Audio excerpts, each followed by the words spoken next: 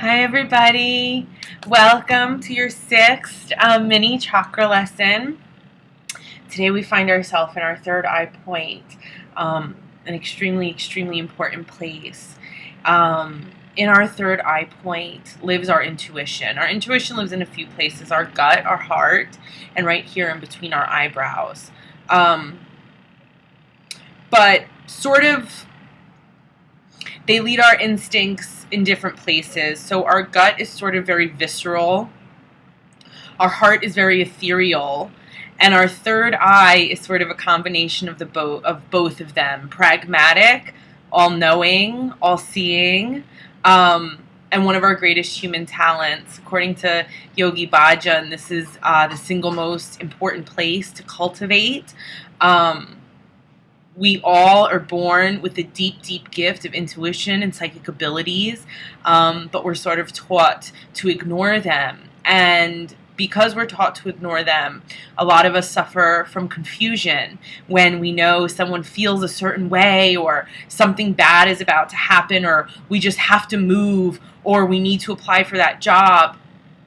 But when we choose to ignore all of that out of fear or being realistic, or because we're told that this sense has no validity, we find ourselves confused, which then breeds depression, inactivity, and disempowerment, because we know we're supposed to go a certain way. We know we're supposed to turn a certain corner, either figuratively or literally. But for some reason, we just choose not to listen to ourselves and to our deep inner wisdom.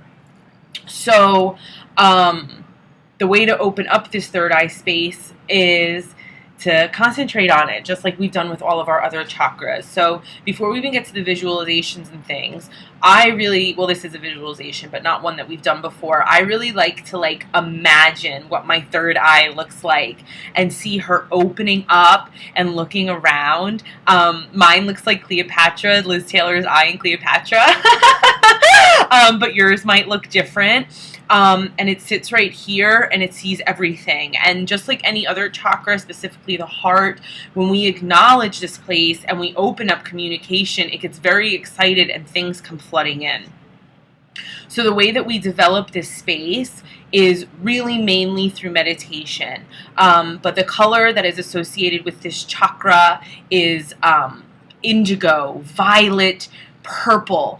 But as we come up into the higher chakras, we come up higher into the ethers, and so this purple isn't solid. It's more like opalescent, sort of holographic, rainbow, gorgeous purple, that does not seem of this earth, because it's not of this earth. The lotus flower that sits at this place has 2 petals, so you can begin by imagining this gorgeous purple, sort of see-through, rainbow-colored 2-petaled lotus flower sitting right here in the center of your forehead, as your third eye opens and begins to look around and see what these eyes cannot see, and guides us to the places we need to go.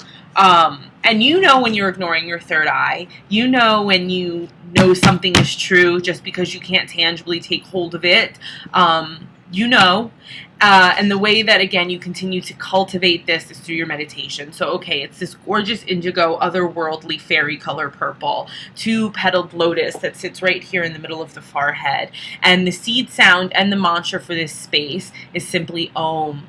Om is spelled O-M, but it goes through every single sound of the alphabet. Om. And the vibration is healing. Not only that, but Om is the sound of creation, the sound of the universe, and the sound of Ishvara, which is our innate wisdom. Ishvara is a god, and it's representative of our innate wisdom and knowingness, our divinity. So as we come up through the chakras, we come more and more into the heavens and more into our divinity. So when we sing the sound of the universe, it awakens our third eye, because it awakens a place that is not of this realm, is not of this plane, but is still really vital to living our best lives. So you know how to Om. You just inhale.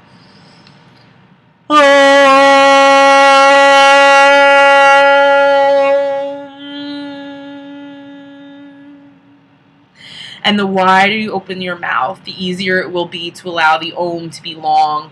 You do this for as many times as you feel like it. Then as far as the asana that apply to this place, again, it's just seriously, it's just meditation.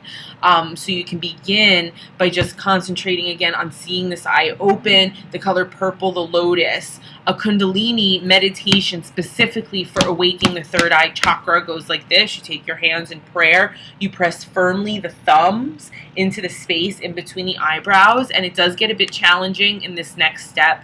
Sometimes I don't do it. Just doing this is enough, but you want to close your eyes and allow them to roll upwards towards this space. So your eyes are closed, but the eyeballs are pointed towards this third eye space. And you just sit here, breathing very, very deeply in non-judgment, in presence and receptivity for 3 minutes.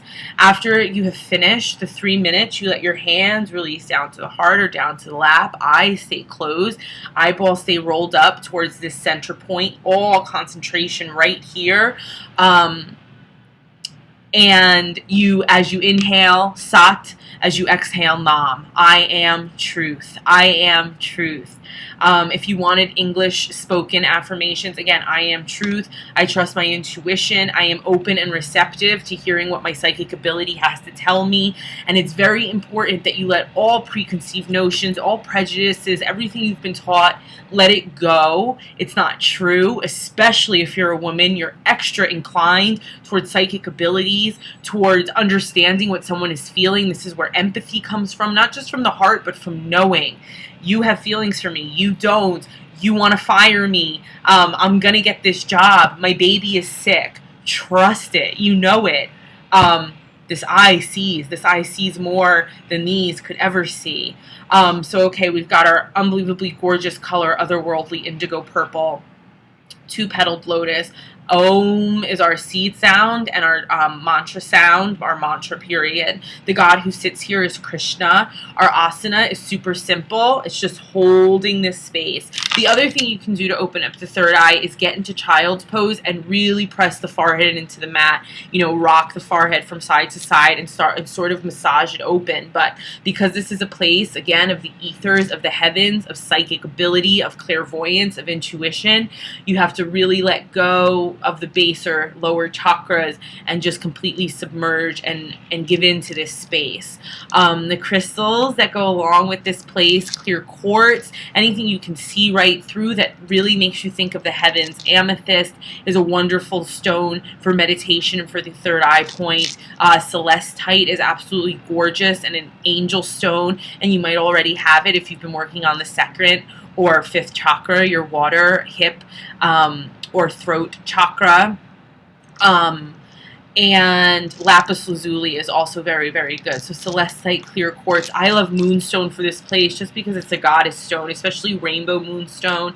Anything that just feels otherworldly. There's certain stones, if you hold black tourmaline, it feels like earth. If you hold a piece of celestite, it does not feel like earth. You know, let all of this be a practice in building your intuition and building your connection with earth, nature, and the heavens. It's what you come from. It's what you are. And it is a wonderful tool for navigating through your life, you know, even just to hear different messages to allow you to go on your way. But what's important about this chakra is cultivating the clarity of heart, of mind, so that you can hear the messages that you're meant to, so that you can trust the messages that you're meant to. I think what's important for this chakra too is asana that require trust, because the more you build trust within yourself, the more willing you'll be to hear, respect, honor, and acknowledge what this space is telling you to do, the place this space is taking you. I have to move to Tahiti. I have to start applying for jobs on islands. A lot is waiting for me there. I know that because of this. It is getting louder and louder and louder the more I resist it. But little by little, I'm listening because I know something very special awaits me there. So the sort of asana you can do just to build trust and focus. Chair pose, lean as far back as you can. Trust that you won't fall. Deep, deep back bends, walking your hand down the wall into all the way into wheel. any balancing poses, warrior 3 into tree, into, you know, extended yogi toe lock. Play and learn to trust yourself and learn to feel how stable you are. And then, you know, cultivate this meditation practice. You've got to clear the embers. Pranayama, the ashes. Pranayama is very important for this too, because the breath work helps to clean the mind, cleanse the soul. And that can be as simple as, you know, double the exhales, shorten the inhales. It can be Sushumna Nadi, alternate nostril breathing. You can look all of these things up. yogajournal.com is definitely a trusted source. So I really, really, really encourage you to open up your third eye and to allow it to speak to you. It really will lead you where you need to go. If the marriage isn't working, if you're not meant to walk down the aisle, if you just need to get the hell out of town, if you need to completely switch jobs, it's manifested in the stomach. This is what allows it, the baser chakras, to happen, to come into existence. But it all is called to, it all is created, it all is sent to you from here. You have to be willing to hear it. You have to be willing to honor it. So yeah, we have Krishna and Isis sitting here, two-petaled violet lotus, indigo, ethereal purple, the sound Om for our seed sound, as well as our mantra, written affirmation, I see, I trust my intuition, I trust myself, our meditation, our kundalini, Satanam, I am truth. So yeah, relieve yourself of headaches, relieve yourself of nightmares, relieve yourself of depression, relieve yourself of confusion. Hear your intuition, you know what's up. Learn to trust yourself. Yogi Bhajan says ignoring our intuition is like driving a car with no rear view mirror. We are energy. Just because we can't see things doesn't mean they're not completely legitimate. So go there, remove the prejudice, remove the judgment, and just let yourself cultivate the tools to create a beautiful, happy, joyful, easy, graceful life. Divine light in me honors the divine light in you. Blessed be and namaste. Diana at softforsoonwellness.com.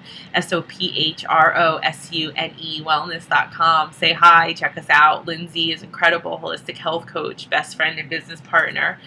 Thank you so much. Namaste. Blessed be.